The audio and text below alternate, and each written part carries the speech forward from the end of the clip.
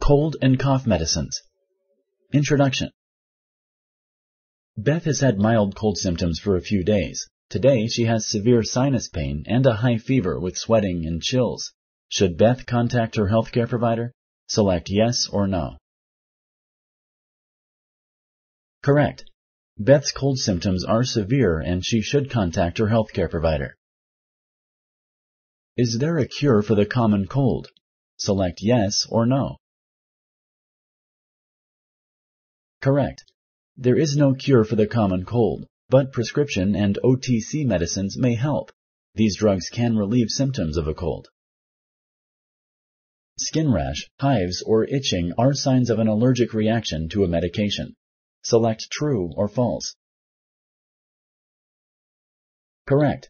If taking a medication causes an allergic reaction, a healthcare provider should be contacted right away. Thank you for using Explain.